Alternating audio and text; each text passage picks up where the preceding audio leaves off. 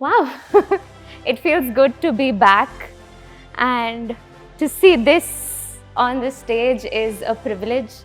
Hi everyone, I'm Charishma Herschal, and I'm from batch 2020, and this was my collection for JDDA in 2023, if I'm not wrong. And right now, like they introduced, I'm working as a buying associate in a luxury retail brand called Saks Fifth Avenue. And I still remember the days when I was sitting here and they were doing my theme unveil, and I'm like, tribute, so ambiguous. How am I gonna figure it out? And then our process of concept approval happened, and I saw all my teammates who came back with rejections, and they were like, Charishma, they're not approving this. And I was like, you know what, I'm gonna go with 6 different concepts and make sure Nilesh sir will agree to any one of them. And then I went, and then I told him my first concept was Beethoven, and he said, wow. And I was like, wait, so I have 5 more. And he's like, what?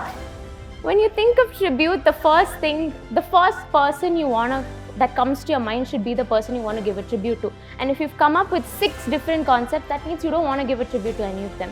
So he's like, go back, think about it. If you really want to do a tribute to him, then come back. And that's what we did. And I think I was one of those people who had 3 different teammates. So it wasn't just my input. I had to be accepting of all of their inputs, and we had to come to a conclusion. So when we did, we finally got our approvals, and y'all know the drill. You need to go get silhouette generation, this, that. And I remember when I went with my first silhouette generation, Anusuya ma'am and Suma ma'am looked at me and they're like, go back. Come back with another 100 more silhouettes. And I went back, and I remember doing it at least 5 or 6 times, which means 3 of us sat, did 100 silhouettes. We didn't get the response we wanted, and then we did back and forth. And I'm telling all of this because throughout JDDA, it's been a hit to me personally, saying that rejection is a part of life. And without these rejections, I wouldn't have this collection. And I think the biggest challenges I faced were probably my time management and the fact that I didn't communicate well to my tailors. And I think a lot of fashion students will relate to this, and you will come to see that it's not as easy as it thinks. You have an idea in your mind, you have your sketch, but when you go and tell a tailor, hey, do this, he's just gonna be like, what? Why should I do this? I don't know how to do this. I mean, I stitch blouses on a regular basis.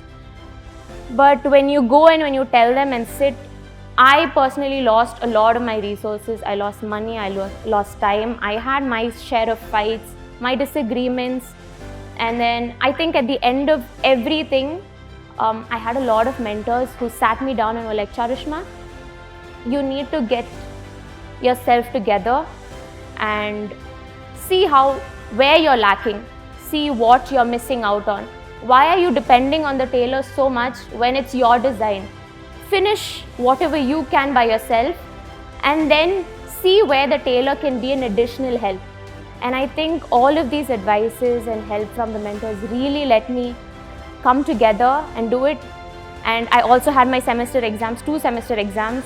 So managing assignments, exams and JDDA was a challenge, but it was all possible because I had good classmates, I had good mentors, I had the help of a lot of people who helped me bring my collection together.